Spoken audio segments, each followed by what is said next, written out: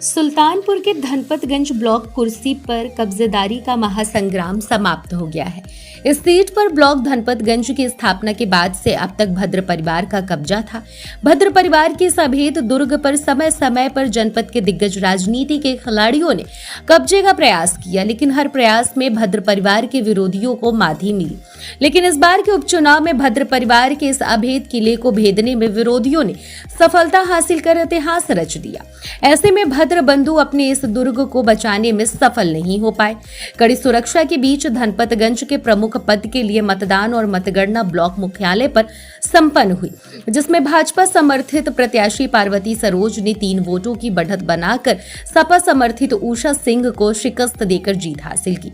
धनपतगंज में पार्वती सरोज की इस जीत ने सुल्तानपुर की राजनीति को एक बहुत बड़ा संदेश दे दिया।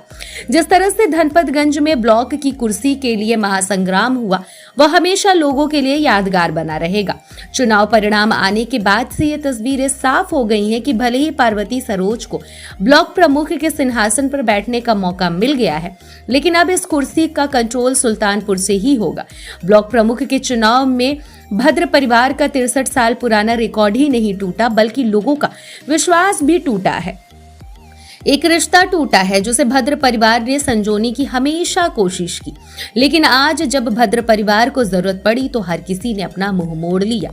बता दें कि धनपतगंज ब्लॉक प्रमुख चुनाव के लिए मतदान सुबह 10 बजे से शुरू हुआ, जिसमें कुल 81 मतों के सापेक्ष 100% 81 क्षेत्र पंचायत सदस्यों ने वोट डाले।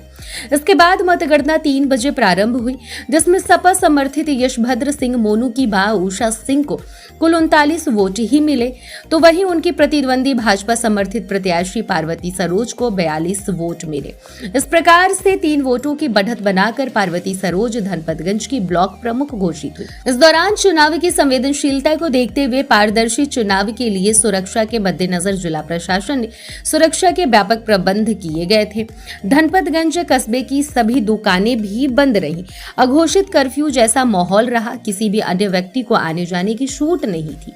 मतदान से लेकर मतगणना तक सोनू मोनू और विनोद सिंह पूरे परिदृश्य से गायब रहे।